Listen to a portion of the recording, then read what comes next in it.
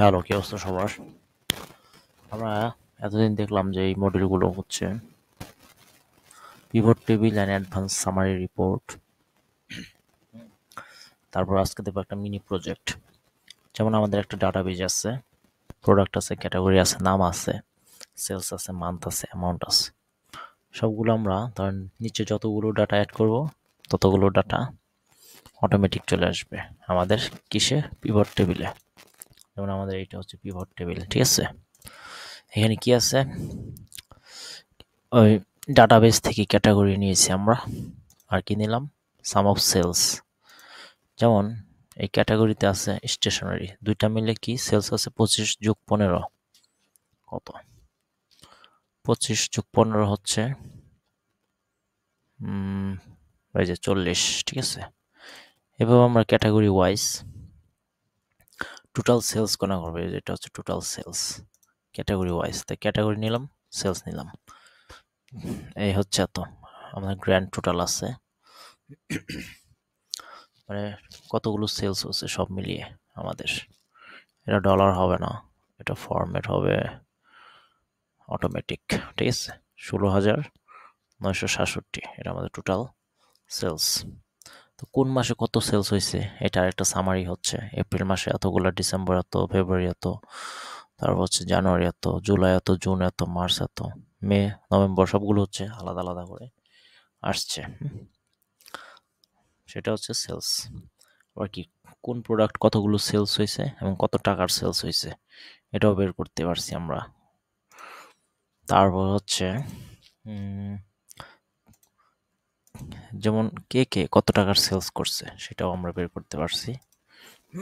So এইগুলো আমাদের একটা সামারি বের করলাম বিশাল বড় একটা ডাটাবেস থেকে। আমরা সামারি বের করে সেটা পিভট টেবিলের মাধ্যমে সামারি বের করলাম একটা, যাতে দেখতে সহজ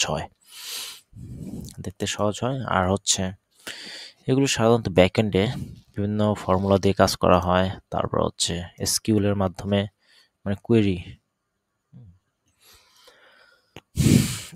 এসকিউএল এর মাধ্যমে কোয়েরি করে সেই ডাটাগুলো টান দিয়ে একটা সামারাইজ করা হয়। আমরা আস্তে আস্তে দেখবো এসকিউএল মানে কিভাবে কাজ করে, ফাংশনগুলো, ফর্মুলাগুলো দেখবো। সো এই ডাটাবেস থেকে আমরা পিভট টেবিলে আকার সামারি নিলাম, এই সামারি থেকে আমরা আবার চার্ট বানাবো, ঠিক আছে? এই যে আমি একটা চার্ট বানিয়েছি, চার্টগুলো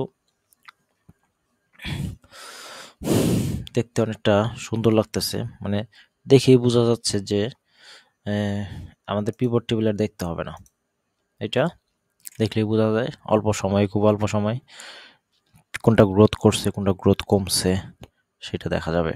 টোটাল সেলস কত, টোটাল রেভিনিউ কত, এটা কিন্তু এই চার্ট, পিভট টেবিল, ডেটাবেস, এগুলো সব হবে ডাইনামিক, যাতে একবার ডেটাবেস ইনপুট অটোমেটিকলি চলে আসলে সেটা এই চার্টে দেখা যায়।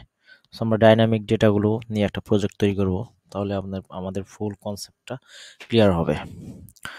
ডেটাবেজে আমরা যদি ডেটা একটা চেঞ্জ করি, যেমন এখানে 2000 আছে, এখানে যদি আমরা টোটাল কত আছে, $2,06,000, এখানে 7,000 দিই, 7,000 টাকা, তাহলে চার্টে কি আসে, 2,11,000, দেখছেন? এটা হচ্ছে আমাদের ডাইনামিক ডেটাবেজে যা চেঞ্জ করব।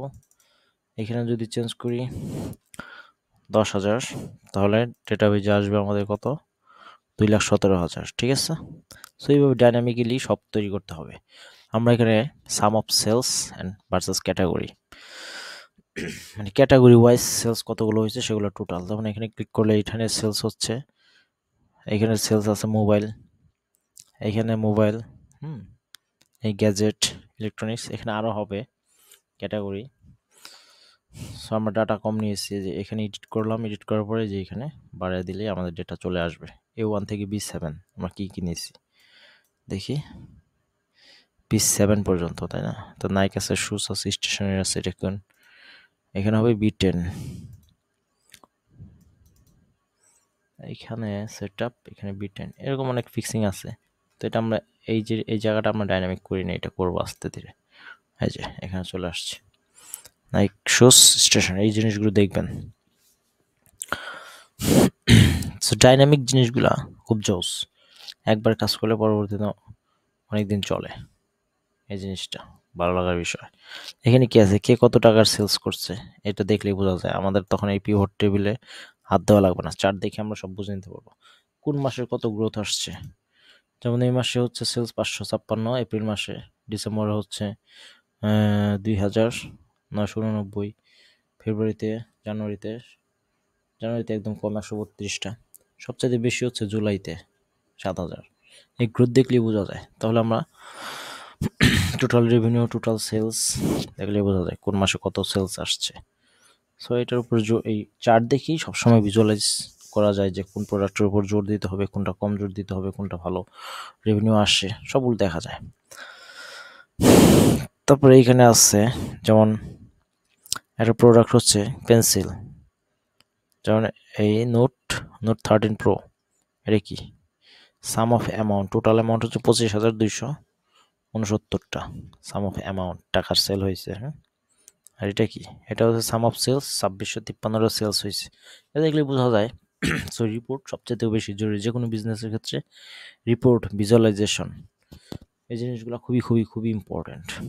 সো আজকে পর্যন্ত, পরবর্তীতে আমরা দেখব কি যে Google app script with automation, app স্ক্রিপ্টের মাধ্যমে কিভাবে ডেটা অটোমেট করা যায়। Okay, thank you so much.